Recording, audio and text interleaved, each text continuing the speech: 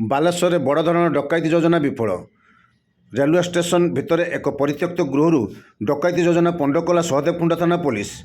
ଶୁକ୍ରବାର ବିଳମ୍ବିତ ରାତିରେ ପେଟ୍ରୋଲିଂ ସମୟରେ ବିଶେଷ ସୂତ୍ରରୁ ଖବର ପାଇ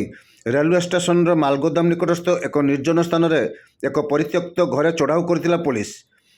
ଘଟଣାସ୍ଥଳରୁ 7 ଜଣଙ୍କୁ ଗିରଫ ସହ ଗୋଟାଏ ମୋବାଇଲ ଫୋନ୍, 3ଟି ଧାରୁଆ ଖଣ୍ଡା, ଗୋଟିଏ ବାଉଁଶ ବାଡ଼ି, 2ଟି ଆଇରନ୍ ରଡ୍, ଅଙ୍ଗାର ସହିତ ହୁକ୍କା, 2ଟି ଖାଲି ମ୍ୟାକ୍ଡୋଲ୍ ମଦ ବୋତଲ ଜବତ କରିଛି ପୋଲିସ। ଗିରଫ ଅଭିଯୁକ୍ତମାନେ ହେଲେ ସହଦେବକୁଣ୍ଡା ଥାନା ଅଞ୍ଚଳର ନବକିଶୋର ବାରିକ, ଦିଲ୍ଲୀପ ଶବର, ରେମୁଣା ଥାନା ଅଞ୍ଚଳର ଶେଖ ଇସାଦ ଅଲି, ମୟୂରଭଞ୍ଜ ଜିଲ୍ଲା ବୈଶିଙ୍ଗା ଥାନା ଅଞ୍ଚଳର ଶେଖ ଇସାକ ଓ ପଶ୍ଚିମବଙ୍ଗ ପୂର୍ବ ମେଦିନୀପୁର ଥାନା ଅଞ୍ଚଳର ଅଶୋକ ବର୍ଦା ହୋଇଥିବା ବେଳେ 2 ଜଣ ନାବାଳକ ରହିଛନ୍ତି। ଏମାନଙ୍କ ନାମରେ ପୂର୍ବରୁ ଅନେକ ମାମଲା ରହିଥିବା ସୂଚନା ଦେଇଛନ୍ତି ସିଟି ଡିଏସ୍ପି ନିର୍ମଳା ଗଚ୍ଛାୟତ।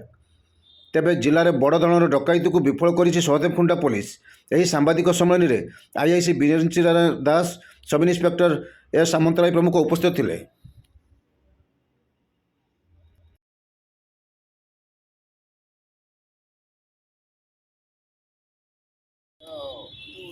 मेजर माने कहले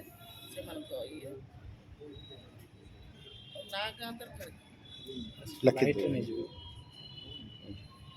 देवकुंडा थाना पुलिस काली पेट्रोलिंग कला बेले गोटे डकायत गैंग आसेम्बली होता बेले क्राइम करने अरेस्ट कर पचरा पचरी पर डेडली वेपन्स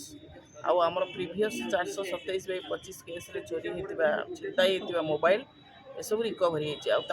इंटरगेशन में जमापड़ी कैरेक्टर वेरिफिकेशन करके जमापड़ी से एकाधिक प्रॉपर्टी ऑफेंस मामला रही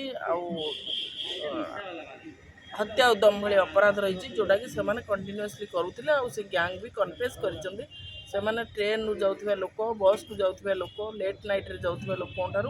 एमती मारणास्त्र देखी छिनताई करती तो आगुरी ना छिनताई डकैती राजधानी ये सब केस अच्छी आमको टोटाल 5 जन गिरफ होती 2 जन डिटेन जो होती जो मैंने नाबालक अच्छा